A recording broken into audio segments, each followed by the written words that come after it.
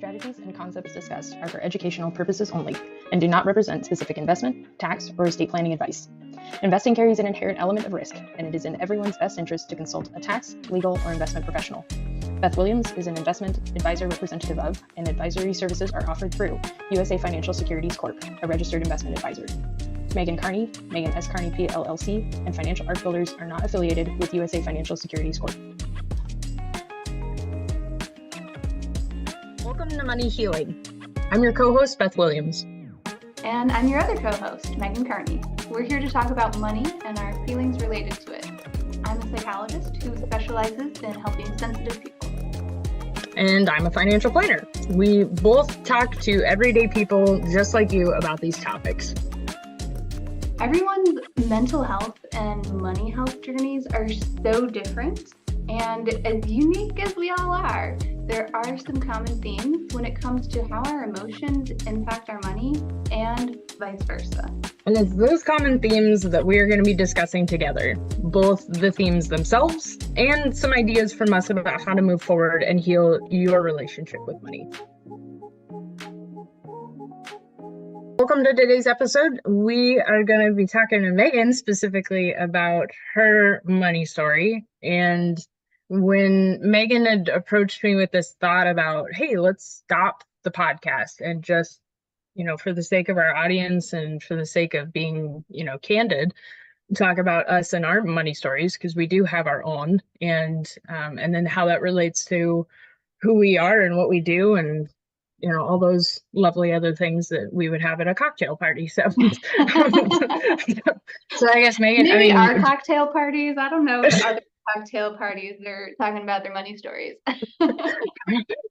That's a good point. And as a spoiler alert, that's what it's like to be Megan's friend. So we're gonna skip over how was the weather and go straight to the gut. So I guess Megan, you want to tell us about your money story? Yeah, there's like two tracks in my money story, and they're kind of opposing. So it leads to really weird emotional places for me, I think. One track is that there's not enough. There's just not enough money, right? I am an upwardly mobile person on the socioeconomic ladder, and I'm the oldest of 4 girls and come from blue-collar, working-class family. And there were times with my dad working in the auto industry that all of a sudden he was laid off, or this division of the company was getting spun off, and then that division of the company was just not going to exist anymore. So we had these periods multiple times in my childhood where we didn't have much coming in, or we were worried that after the layoff money was done, were we going to have enough?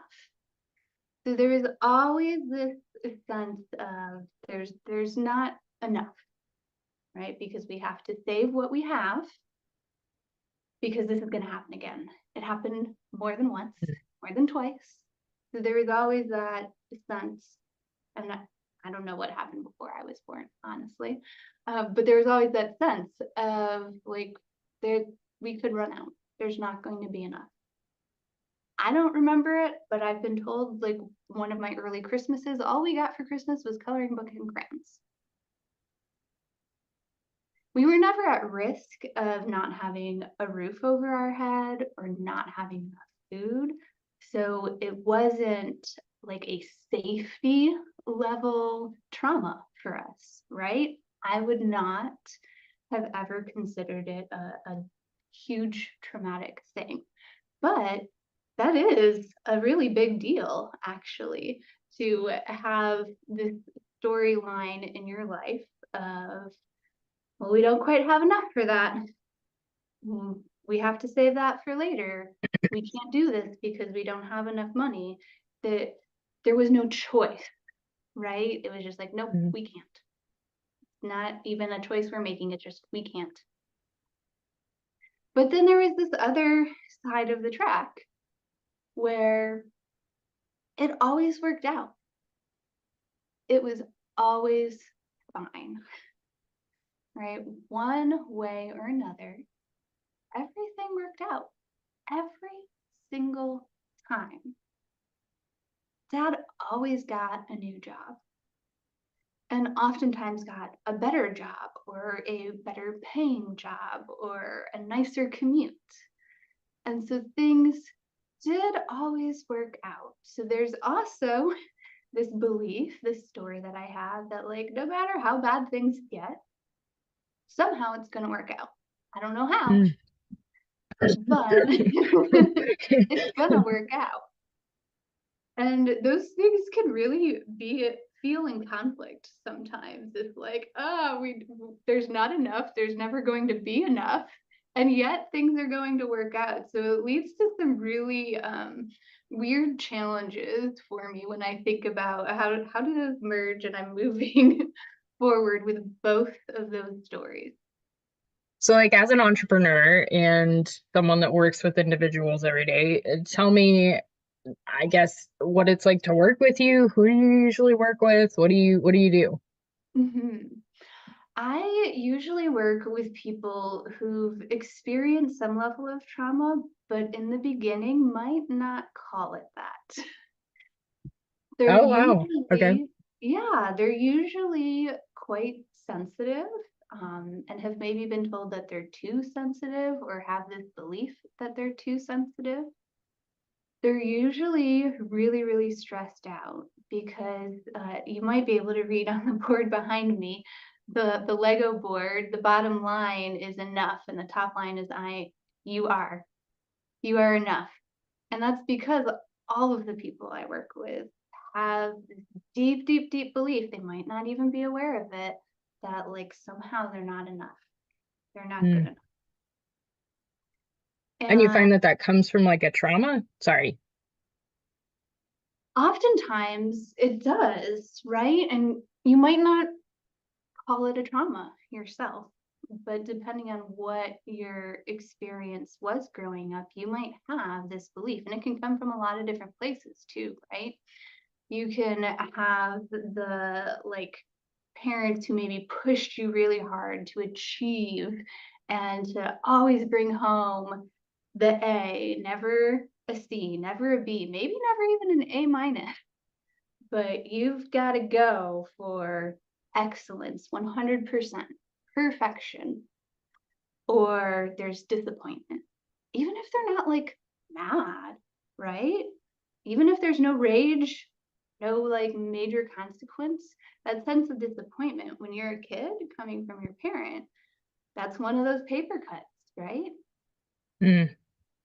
So that's where a lot of it comes from, is like these really high expectations that parents had of their kids to achieve, creating this, like, perfectionism and stress, and leading us to levels of burnout. The other place that the not enough can come from is being neglected, right? If we're not neglected, then we don't assume there's anything wrong with us. But if Mm. we're neglected, if we are not taken care of, the way that we cope with that as human beings is to assume it must be something about us. When I first saw that you wanted to ask this to both of us and have us talk about it, I was like, that's brilliant. and that's what is our money for? Like, what is your money for as Megan, as a personal, entrepreneur? What does your money go towards? Yeah, my money goes towards, probably first and foremost, my family, Mm. right? Like, first meeting all of our basic needs. And second, like, making life enjoyable for all of us. So that's for activities that we might enjoy. That's for making life easier. Like, we're a family that does like to go out to eat because we're all sensitive people in our family. There's a good amount of neurodivergence in our family. So some days we're like, we have no dinner plan and we go out to eat. Or maybe it's been a really heavy trauma day, either for me with my clients or for my spouse with his clients, because he also works in trauma in a different way.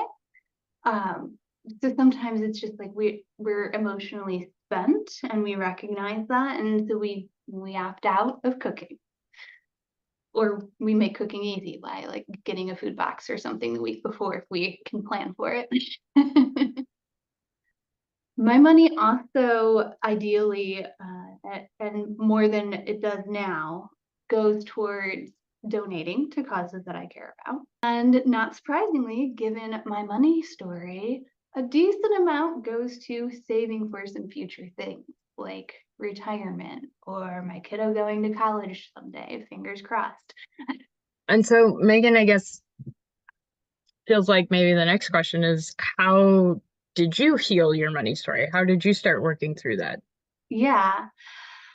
Well, I'm not sure if any of us are ever like 100% healed and cured. We're still living, life is still happening, things are still going to happen that create new stories for us.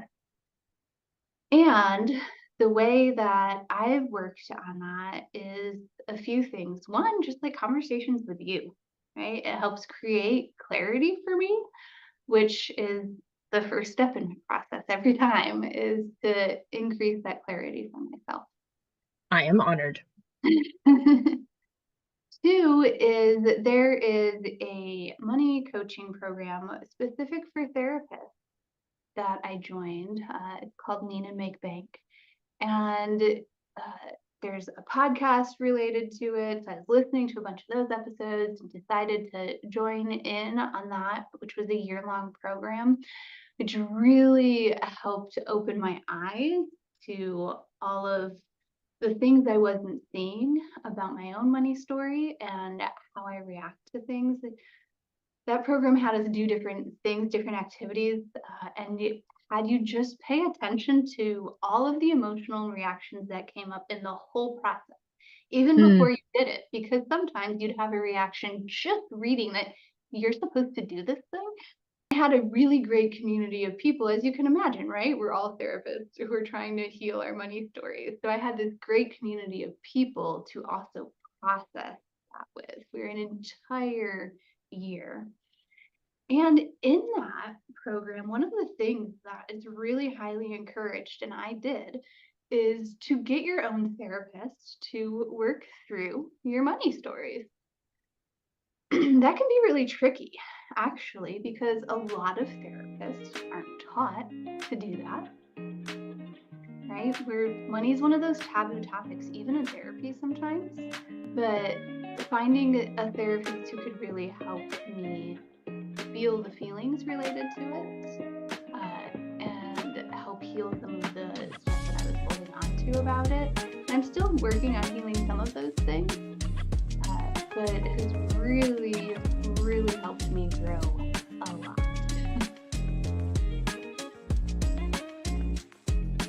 So thanks for joining us on today's episode of Money Healing, and we hope that you enjoy our next episode where we're going to be talking about my money story.